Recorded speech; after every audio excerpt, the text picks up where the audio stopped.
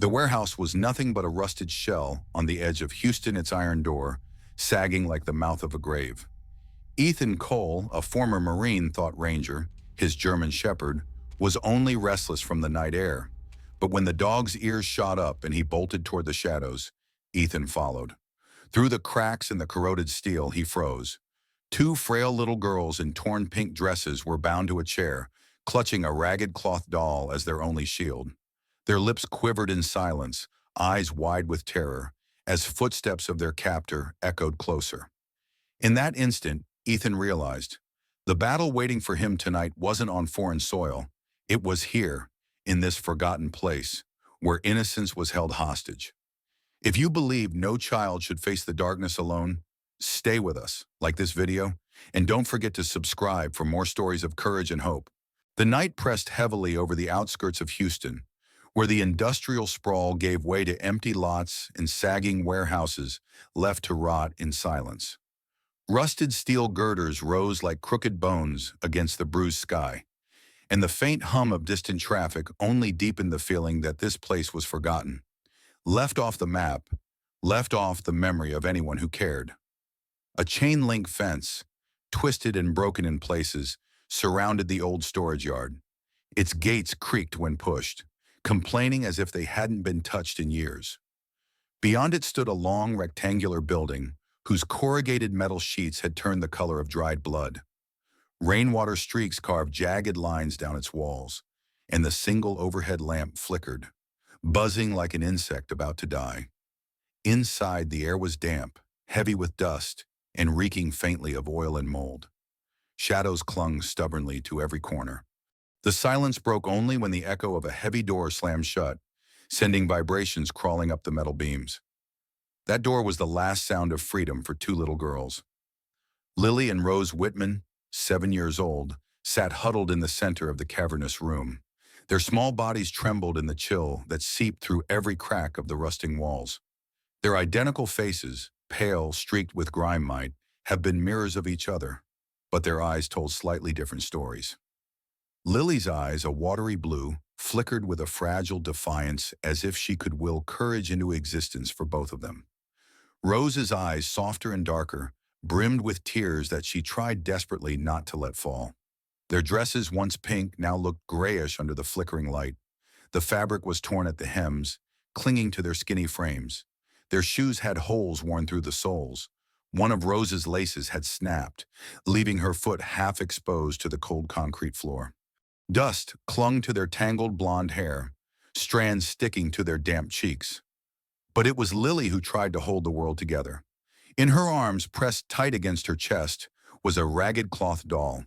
Its seams had burst in places, its button eyes barely hanging on.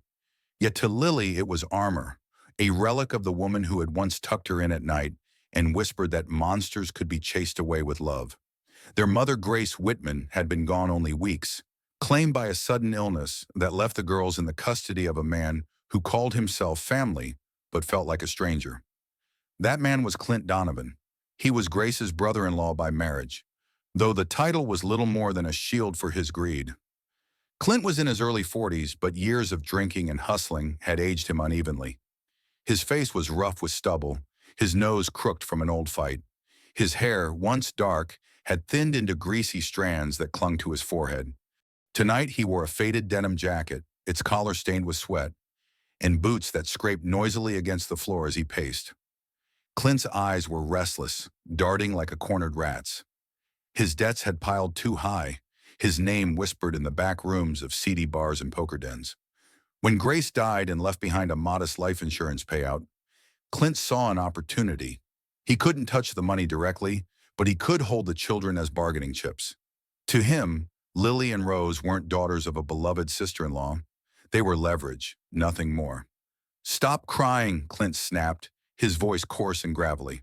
He slammed his fist against the metal wall, the echo ringing like a gunshot. Rose flinched violently, clutching Lily's sleeve. Lily held her tighter, pressing the cloth doll against her sister's face as if it could shield her from the sound. The door groaned again as another figure stepped in. Clint's accomplice, a wiry man named Derek Mays. Derek was younger with hollow cheeks and darting eyes. his skin pale from too many nights indoors with glowing screens and bad company. He carried a cheap duffel bag, from which he pulled a flask and took a swig before speaking. "You sure about this, Clint?" Derek muttered, lowering his voice though the children could still hear. "Kidnapping? That's a whole different level. Cops don't let this one slide." Clint sneered, his teeth yellow under the dim light. "Relax. Nobody cares about these kids. They're just baggage. Their mama's gone. Their daddy's buried years ago. I send a message. Their relatives cough up what's left of the payout. Quick and clean. Clean?" Derek glanced toward the girls. Rose shrank back, hiding her face. Lily kept her gaze locked on Clint, though her tiny fists trembled around the doll. "Doesn't look clean to me." Clint stepped closer, looming over the twins. His boots stopped inches from Lily's knees. "You hear me, kid? You sit tight, keep your mouth shut, and maybe you'll get out of here in one piece." Lily swallowed hard, her throat dry. She wanted to scream, to tell him he was wrong, but the words died in her chest. Instead, she hugged the doll tighter, whispering under her breath to Rose, "We'll be okay. Just hold on."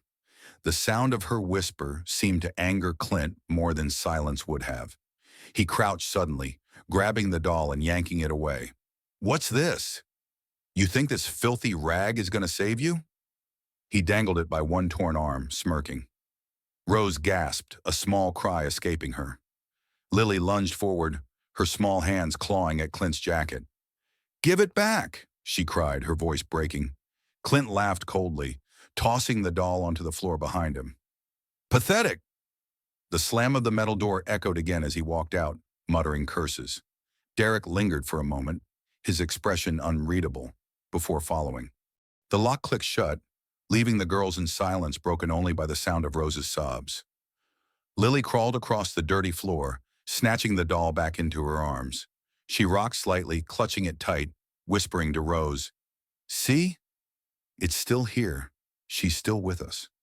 We just have to wait outside." The night wind howled through the broken slats of the warehouse siding. It carried the faint growl of a dog somewhere in the distance, so soft it might have been mistaken for the wind itself. The sound made Lily pause, her breath catching. For a moment she thought she heard something else behind that growl, a promise that not all hope had been lost. Ethan Cole had learned to live with silence. Not the peaceful kind that came with a quiet evening porch or library stillness, but the hollow, heavy silence of absence.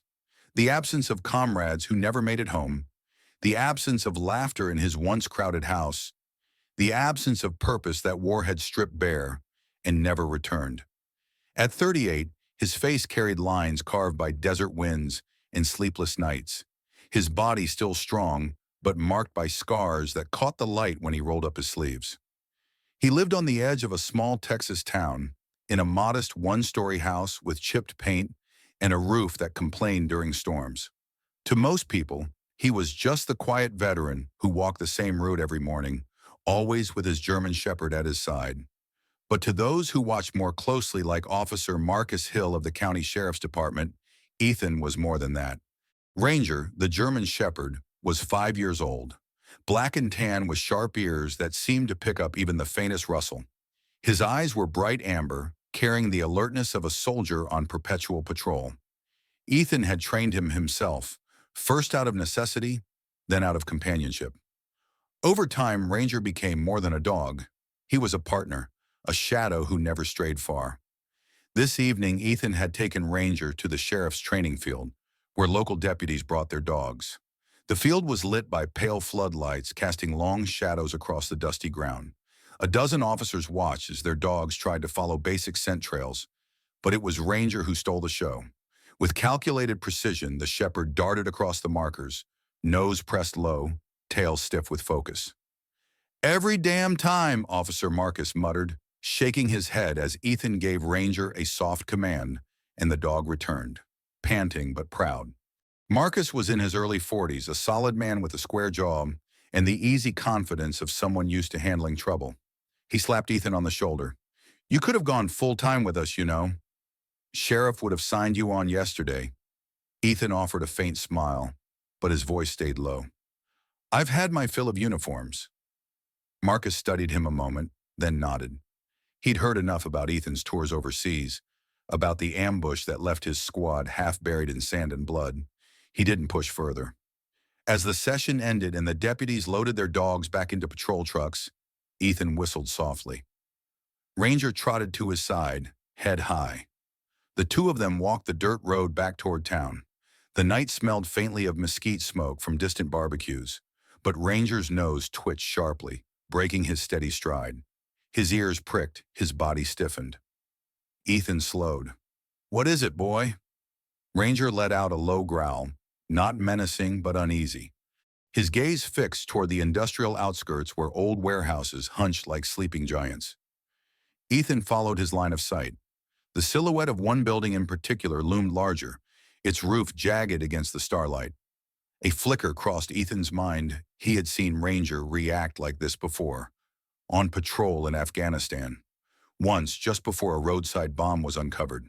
Another time, before a raid revealed hostages tied in a mud brick hut. Ranger's instincts rarely lied. Ethan crouched, running a hand through the shepherd's coarse fur. "Easy, steady." But Ranger's growl deepened, a warning threaded with urgency. Ethan's eyes narrowed. He had told himself he'd left the battlefield behind. Yet here it was again, lurking in the way a dog tensed at unseen danger, in the prickle of instinct crawling up his own spine.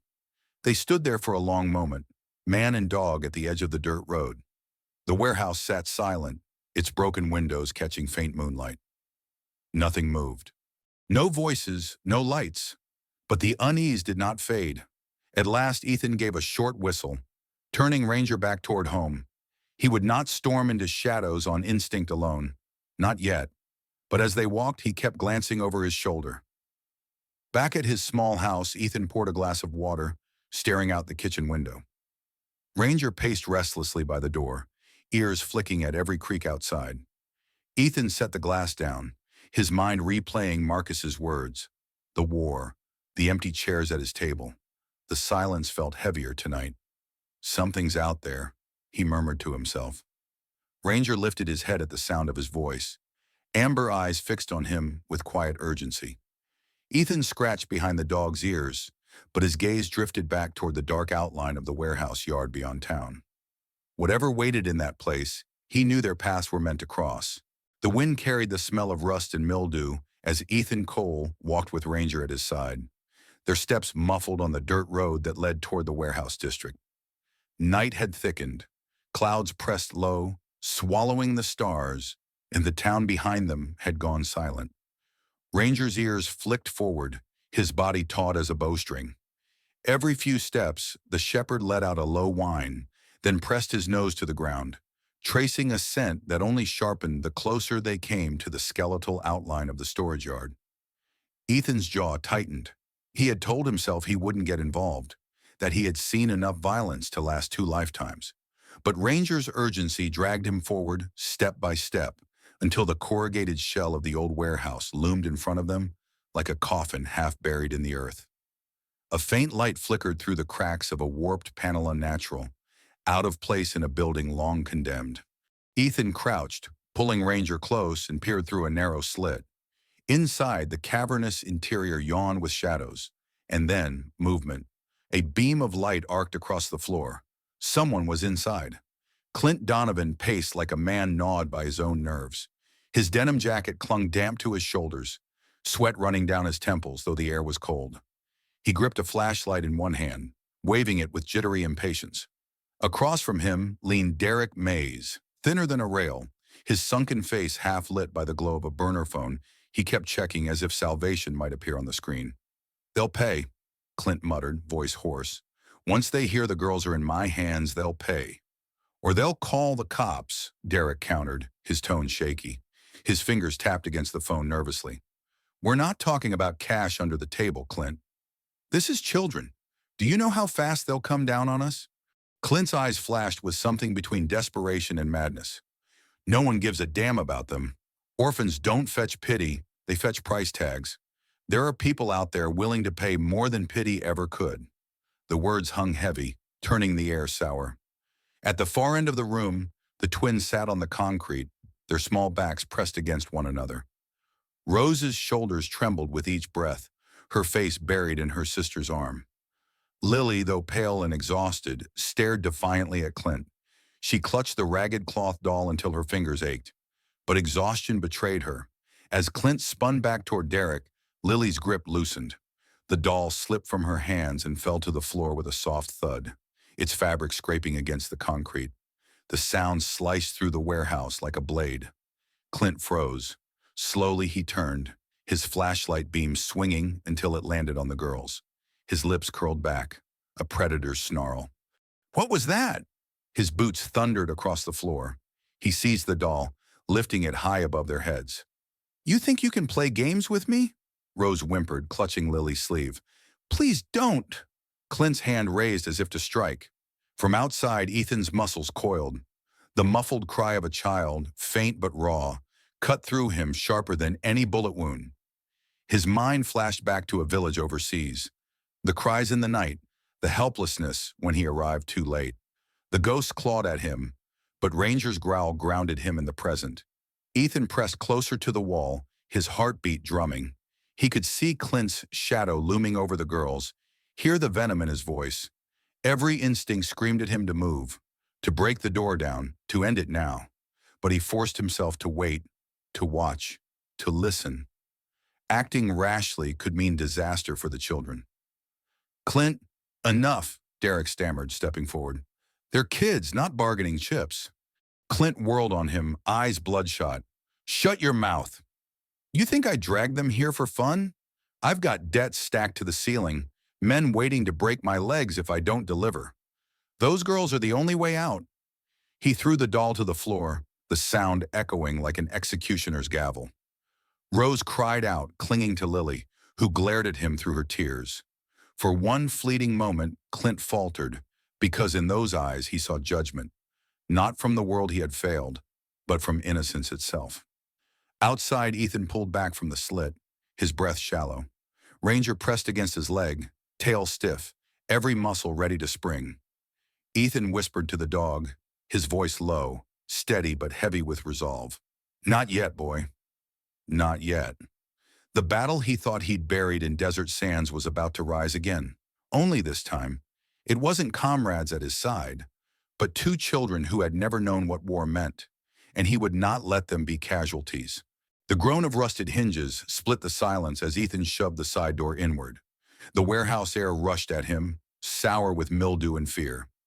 Ranger darted low at his side, a streak of muscle and fur, his hackles bristling. Inside, Clint Donovan spun, his flashlight beam jerking wildly across the concrete walls. Derek Mays froze mid-step, his burner phone clattering to the ground. For one breathless instant, the space stood suspended between predator and prey. Then everything erupted. "Get him!" Clint barked, pulling a folding knife from his jacket pocket. But Ranger moved first. With a snarl that tore through the dark, the shepherd launched himself at Derek. The thin man shrieked as the dog's weight slammed into him, knocking him backward onto the dusty floor. Ranger's jaws clamped down on Derek's sleeve, dragging him away from the children. The phone skittered out of reach, its screen flashing with unanswered messages. Ethan advanced, his boots pounding against the concrete. His eyes locked on Clint, who now brandished the knife with shaky bravado. "Back off," Clint growled, his voice cracking. Sweat glistened on his temple, and his eyes darted not with courage, but desperation. "You don't want to do this," Ethan said, his tone low but cutting. The steel in his voice carried the weight of commands once given on foreign soil. Commands that meant life or death. But Clint's desperation had curdled into madness. With a guttural shout, he lunged forward, the blade flashing under the beam of his own flashlight. Ethan sidestepped, grabbed Clint's wrist and twisted hard. The knife clattered to the floor. With his other hand, Ethan drove his shoulder into Clint's chest, sending him sprawling against the wall. The impact rattled the corrugated metal, echoing like thunder. Lily and Rose gasped from their corner. Their hands gripped each other so tightly their knuckles whitened. Clint scrambled, breath wheezing, reaching desperately for the knife. Ethan kicked it across the floor, far from reach. Then he pinned Clint's arm behind his back, forcing him down. The man cursed and thrashed, but Ethan's grip was iron. Behind him, Derek cried out, "Call him off! He'll tear me apart!" But Ranger only growled deeper, holding Derek immobilized. His amber eyes glinted with purpose. He knew who the threat was, and he wasn't letting go. Ethan pressed Clint's face to the concrete. "It's over." "You're done for the first time," Clint's voice faltered. I I didn't mean, it was just money. I needed." "Tell it to the judge," Ethan snapped. In the corner, Lily finally broke free of her paralysis. She crawled forward, her small fingers trembling as she reached for the cloth doll lying abandoned near Clint's boot. She snatched it up, hugging it to her chest as though the doll itself could breathe life back into her. Rose clung to her arm, eyes darting toward Ethan with a mixture of awe and disbelief. Ethan glanced at them briefly, his heart clenching. They looked so small, so fragile in this cavern of cruelty. No child should ever have seen what they had. The silence shattered with the wail of sirens. Blue and red lights bled through the broken windows, flashing across the walls. Tires screeched outside, followed by shouted orders. "Sheriff's Department! Step away from the hostages!" Ethan eased his grip on Clint but didn't release him. He raised his free hand, voice calm. "They're safe." "The kids are safe." The warehouse door banged open. Officer Marcus Hill was the first through, his revolver raised. His eyes widened as he took in the scene. Ethan crouched over Clint, Ranger restraining Derek, the twins clutching each other in the shadows. "Cole?" Marcus barked, disbelief and relief mixing in his tone. "What the hell?" "Later," Ethan cut him off. "Get these kids out." Two deputies rushed forward, their boots pounding. One of them, Deputy Carla Ramirez, a stout woman with sharp eyes and a streak of gray in her dark hair, knelt by the girls. She spoke softly, coaxing them into her arms. Rose resisted at first, but Lily whispered something in her ear, and slowly they allowed themselves to be lifted. The doll remained locked in Lily's grasp. Marcus holstered his weapon and hauled Clint upright. "You're finished, Donovan." Clint's head lolled, defeat etched into every line of his face. His earlier bravado had drained away, leaving only the stench of failure. As deputies cuffed Derek, Ranger finally released his grip. The shepherd shook himself, ears flicking, then padded back to Ethan's side. Ethan scratched behind his ears, whispering a single word of praise. "Good boy." Outside, the night air felt lighter. The flashing lights painted the cracked pavement with colors that, for once, meant safety instead of danger.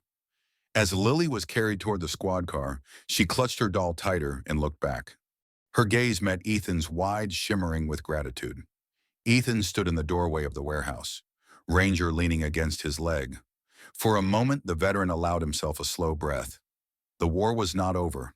Maybe it never would be. But tonight, 2 lives had been pulled back from the darkness. The courthouse in downtown Houston loomed with stern, gray stone, its pillars casting long shadows in the afternoon sun. Inside, the atmosphere had been taut with silence, broken only by the shuffle of papers and the low murmur of lawyers. Clint Donovan sat slumped in the defendant's chair, his once defiant eyes dulled by the inevitability of iron bars. Derek Mays, pale and jittery, refused to meet anyone's gaze. The judge's voice, firm and deliberate, cut through the tension. Guilty on all charges. The gavel fell, final and unyielding, and with that sound, the chapter of fear ended. Ethan sat at the back of the room, shoulders squared, hands folded in front of him. Ranger had waited outside, lying obediently by the courthouse steps.